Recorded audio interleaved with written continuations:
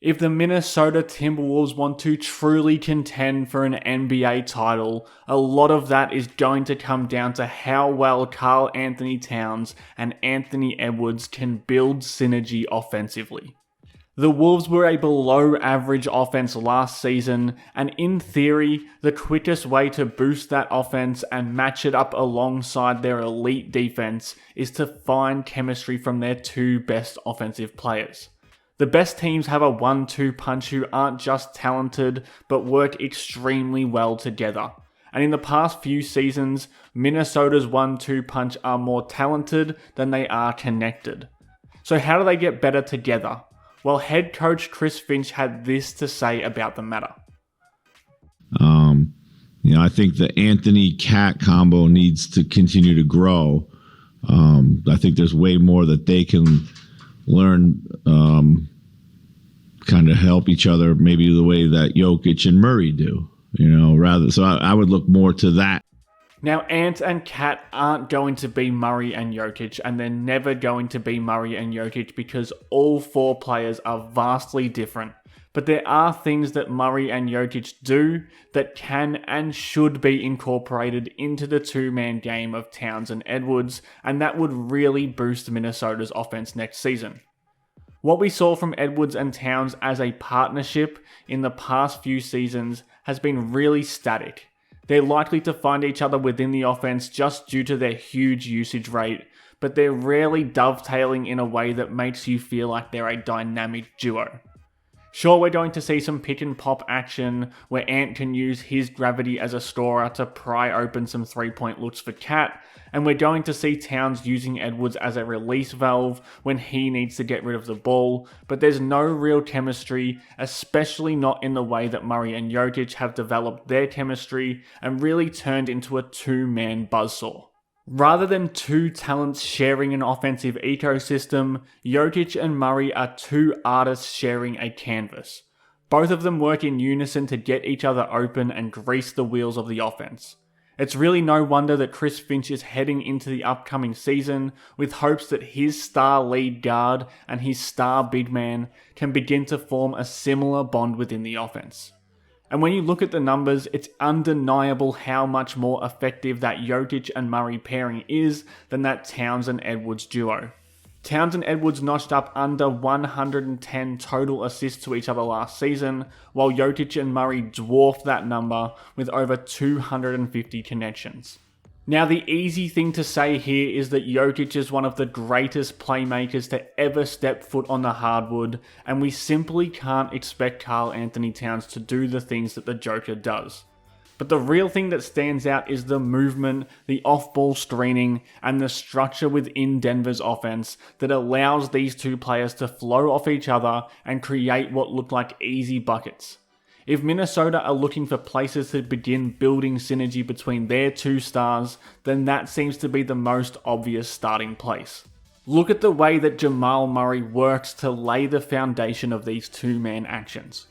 Rather than coming up to just collect the ball off this away screen, he cuts backdoor instead, slicing his way into the paint for what could have been an easy 2 points, and even when he doesn't get the ball, he flows into a back screen, and that forces the switch and puts his defender on his back, and then he can run his man into that ball screen and use that advantage to get downhill and finish. Again, you see how Denver often position Murray low within the offense.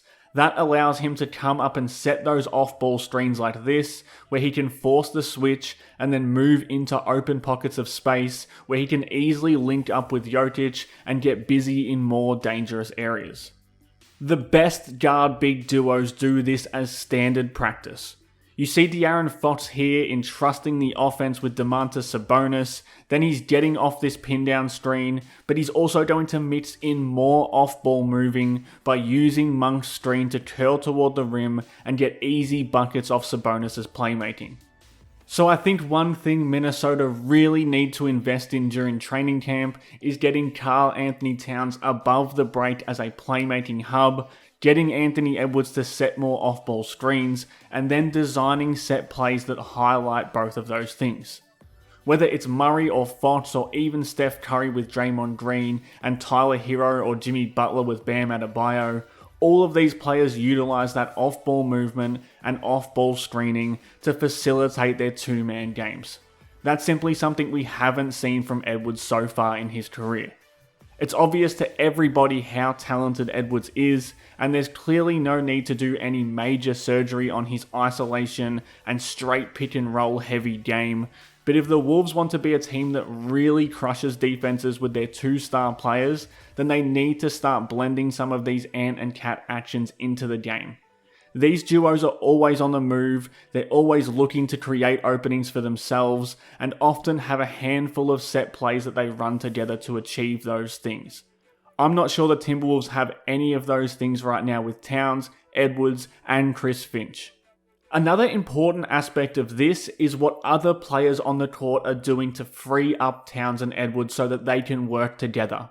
Again, you look at Murray and Jokic hooking up together on this possession, but it's really this smart down screen from Aaron Gordon as Murray uses that off-ball movement that creates the separation between Murray and his defender, and then it's just a simple handoff action to get an open look. This next possession, it's an elbow touch for Bam. Hero is coming up here to set a back screen, and then you get into a position where Hero can flare out to catch and shoot, or Butler can dive to the rim, and now you're creating multiple options with multiple scorers coming off that big man passing.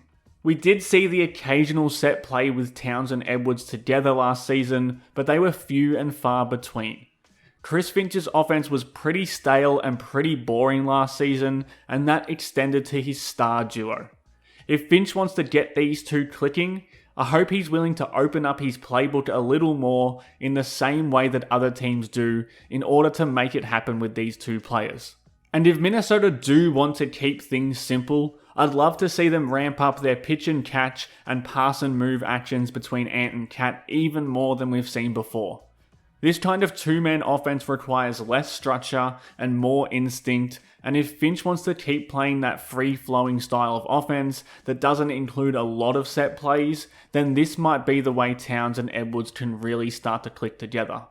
Once again, you want to see Edwards on the move like he is in these clips.